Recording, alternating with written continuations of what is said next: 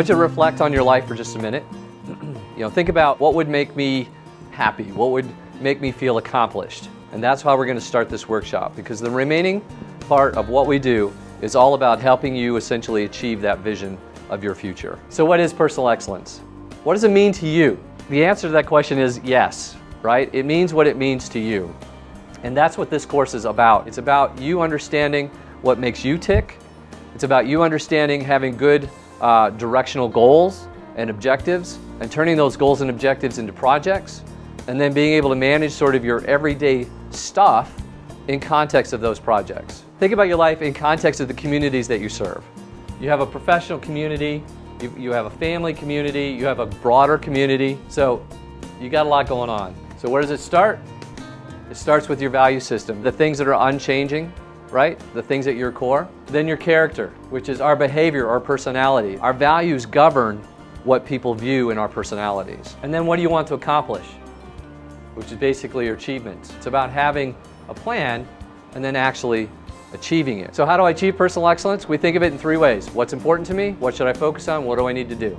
What's important to me is all about defining me, my values and my character. And that's embodied in what we call the personal mission statement. What should I focus on? That's really envisioning the end game, right?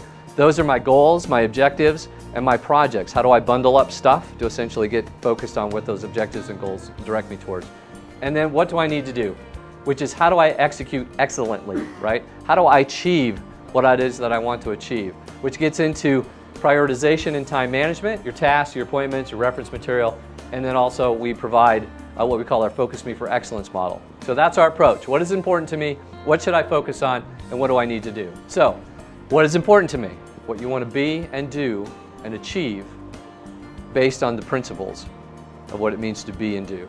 But you have your mission, which is your personal mission statement, right? And you have your communities. The colors represent your different communities, right? And then you have your objectives and goals in context of those communities.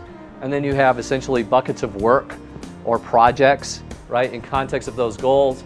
And then those buckets of work become things that you do every day, tasks, right? And how you spend your time, which is your calendar. And then you have all your communications, and that's why it's really important that you take all the stimulus and turn it into either a task or an appointment, because it needs to fit into how you're going to accomplish your mission. So this is the Focus Me for Excellence model, and this is how you get every day under control. The first thing you got to do is you got to get organized, right? You got to think about, okay, where does stuff go? How do I think about stuff? How do I think about all these things that are coming at me? Then you have places where that stuff ends up, right? These are your collection points. And then you need to do something with those collection points, which is what we call the 5 Ds. It's a processing piece. Do it, delete it, defer it, delegate it, or put it in the drawer. And then you essentially do this cycle, right? You review what you processed, you work it into your weekly and your daily plans, you schedule the work, and then you actually do the work. And as you do it, you're tracking stuff. You know where you're spending your time, you know what you're measuring for success. So that's the model. Seems simple, right? Difficult to do. It can be uncomfortable until it becomes a habit. These are the different kinds of what we call personas, but addicted to the urgent. I should be able to manage all the details that come at me every day. Happy to help. Can I interrupt? Sure. How can I help you? Organization is for the weak. I don't have time to get organized. I'm just too busy. Pack rat. Don't touch my piles. I know where everything is. Or organization is too left brain. I'm a free spirit. I work on what moves me. If you do these things we're talking about, how might that transform you, right?